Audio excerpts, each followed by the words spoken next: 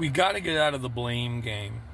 First of all, everything's a co-creation. I know a lot of people don't like that because there always has to be the role of victim and the role of perpetrator, and I understand that. And um,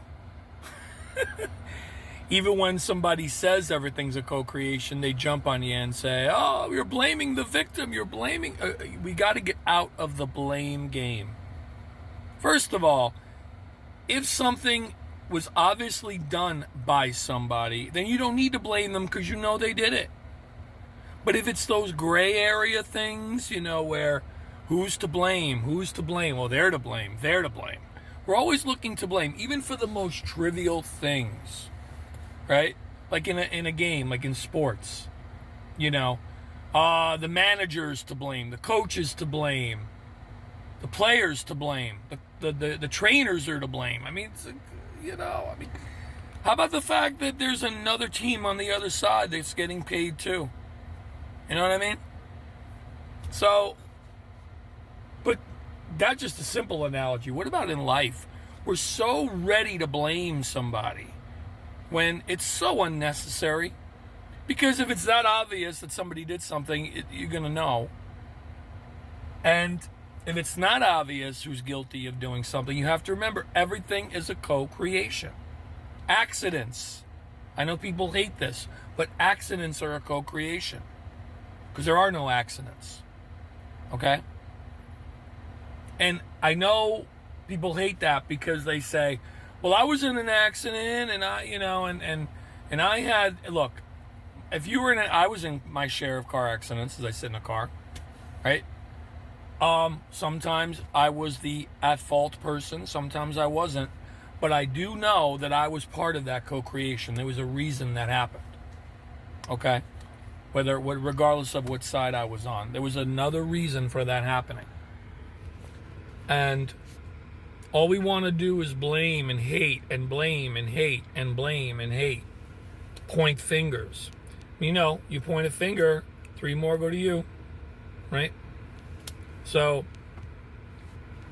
at the highest level, those events as well are co-creations on an energetic level. And it sounds messed up to say that, but it's the truth. And in a way, it should make you feel better to know that those were not really accidents, or those were not really in other words, we think we feel better when we blame somebody, but all we're doing is we're holding that toxic, poisonous resentment in our heart for that person that we're blaming, never forgiving them. And we're only hurting ourselves when we do that. You know what they say? Drink the poison hoping to kill the other person. That's what it is. So by accepting unfortunate things that happen, as there's a higher reason for those things happening, and at the highest level, not the human character level, but at the highest level, those were co-creations, as uncomfortable as that may sound. It should make you feel more at peace to know they're on their journey. Both parties were on their journey. That's what happened. And then it's old news. I know it doesn't feel like old news, but then you can respond to it better and differently. And miracles can happen from that, So, but yeah, I mean, you have to, like Albert Einstein said, the biggest decision you'll ever make is to decide whether you live in a benevolent universe, a loving, giving, kind, caring universe, or a malevolent universe that doesn't care about you at all and wants to see you suffer and all that. That's really the biggest choice you'll make, because once you make that choice, regardless of which side you pick, you will see evidence to follow of that belief. So, again, we got to stop the blame game. That's such an egoic thing. And my heart goes out to people who have been victims of things. And again, it's a very uncomfortable conversation, but we've all been in situations where we felt like the victim. And if we really look in the mirror, there are times I'm sure we could say, yeah, I was the one who, But at the end of the day, it was still a co-creation, right? And it's not about blaming victims, right? And the perpetrator doesn't need to be blamed because you know they did it. But something on a higher energetic level created that, made that co-creation, and things had to line up. You know what I'm saying? Whether it's, again, something as trivial as in a game of sports, like, oh, the team lost, who's to blame? Or something more heavy, which a lot of us have been through, if not all of us. So that's why I say prayer's the default state regardless. You got to have empathy.